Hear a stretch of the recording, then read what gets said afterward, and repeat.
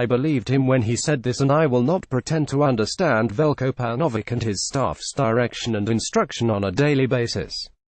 But I have to ask, what does Paunovic figuring it out look like to you? Do you have confidence that he will, in fact, figure it out? A good manager and his staff can juggle many different responsibilities throughout the year at a consistently high level of excellence. Some are constant, ongoing activities that are hard to evaluate at one specific moment in time or without a large sample size. They are tasked with developing players within the team, identifying and evaluating new players to sign, and blending the talent available to maximize team performance over a 7-month season. The other half of managing a team, the half that involves being a master motivator, setting up the team week to week and making in-game tactical and personnel adjustments, provides more frequent and concrete data points.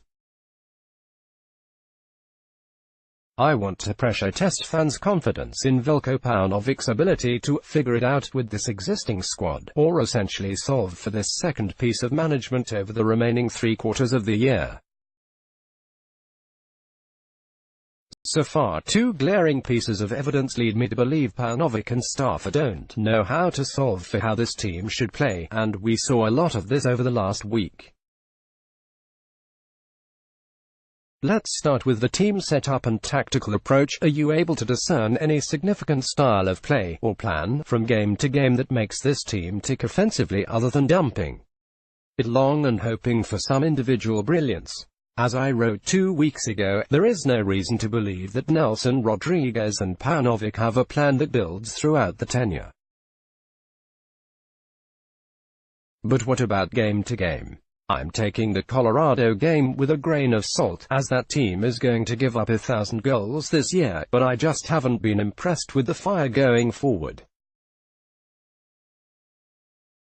I've seen a team that lacks a lot of ideas, relying on Nico Gaytorn or Alexander Katai to create something alone, or CJ Sapong to outwork someone on the backline. What do I mean by they lack ideas? When the Fire have the ball, look at their shape. It is largely the same from when they are defending. Other than Guyton occasionally wandering wide, or Katai coming inside on occasion, they don't pressure opponents' backline in any particular way. Late runs from Djordje Mihailovic in the midfield, Katai coming inside to combine with Gaytorn in between the lines, or Sapong making diagonal runs into the path of Gaytorn's backline splitting balls. None of these things are common patterns of play, much less even there. The second piece, and the most frustrating in my mind, is the in-game adjustments. When was the last time the Fire came out of halftime and you saw an adjustment that made a difference in the game? This could be from a sub, a tactical change, the way they play. The only thing that comes this season was after the Fire went down early to Seattle and they split the centre-backs and had Bastian Schweinsteiger initiate the attack, but at that point they had no choice. Let's take Saturday as our most recent example. Montreal were going to sit in their low blocks, just as they did the previous week against Philly, and the Fire's plan to attack with their front four only provided only one dangerous opportunity. Yes, Marko Mitrovic was manning the sideline, but an hour into the game was begging for a change.